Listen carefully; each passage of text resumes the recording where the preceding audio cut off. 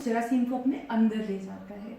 यहाँ पे याद रखने वाली एक बड़ी इंपॉर्टेंट बात ये है कि कोरोना के साइलेंट कैरियर्स भी होते हैं, जिसका मतलब ये है कि आपके अंदर कोरोना का जरासीम तो है और आपकी इम्यूनिटी ने यानी क़ुव्वत मुदाफ़ियत ने उसके ऊपर काबू पा लिया है और आपको वो मुतासिर नहीं करेगा। यहाँ पे आप प्लीज़ ख्याल रखिए कि जा के अपने कोरोना के टेस्ट करवाना, हॉस्पिटल्स के अंदर रश लगाना, ये चीज़ मत करें। ये सिम्टम्स जो मैं बताने जा रही हूँ, अगर आपको इनमें से कुछ सिम्टम्स हों तो फिर आप ध्यान करें कि कहीं आपको कोरोना तो नहीं हो रहा है। इन सिम्टम्स में बुखार का होना, बुखार भी 100 डिग्री से ज़्यादा होना, खांसी रहना जिसको हम ड्राई कफ कहते हैं, इसका मतलब ये है कि उसके साथ कोई बलगम या रेशा नहीं आता है। तबीयत ख़राब होना, पेट ख़राब होना, चक्कर आना, अगर इस तरह की कोई कैफियत हो रही है तो सबसे पहले आप अपने आप को घर में आइसोलेट करें। 2 से 3 दिन आप इंतज़ार करें। अगर आपको लग रहा है कि तबीयत अब बिगड़ रही है या आपको सांस लेने में दुश्वारी पैदा हो रही है या आपकी तबीयत और बुखार ज़्यादा हो रहा है, फिर अपने करीबी इमरजेंसी डिपार्टमेंट से रब्ता करें। इसके अलावा जो एहतियात हमने करनी है उसमें सबसे ज़रूरी चीज़ है सोशल डिस्टेंसिंग, जिसका मतलब ये है कि आप अपने मिलने जुलने का जो कांटेक्ट है उसको कम से कम रखें, अपने आप को अपने घरों तक महदूद रखें। बिला वजह जाके लोगों से मिलना या पार्क्स में जाना या रेस्टोरेंट में जाना, इन चीज़ों से गुरेज करें।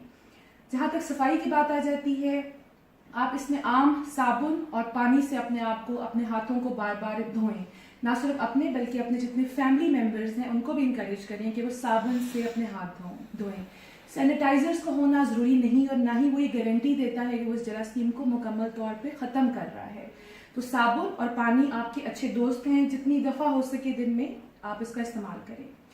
अब यहाँ पे मैं ख़ास तौर पे बात करना चाह रही हूँ ऐसे पेशेंट्स के जो कि किसी क्रॉनिक बीमारी में मुब्तला हैं, जैसे बहुत से लोग मुझसे मैसेजेस भी कर रहे हैं। इन पेशेंट्स में शुगर, ब्लड प्रेशर के पेशेंट और ख़ास तौर पे आर्थराइटिस, लूपस के पेशेंट, ये ऐसे पेशेंट जिनको क्रॉनिक डिजीज़ेज़ हैं। ये हदायत इन पेशेंट्स के लिए हैं।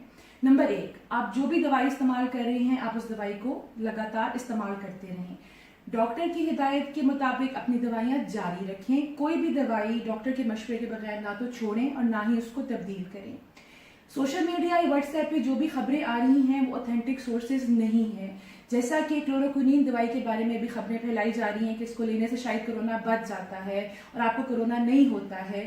प्लीज़ ध्यान में रखिएगा कि ये इन्फॉर्मेशन गलत इन्फॉर्मेशन है।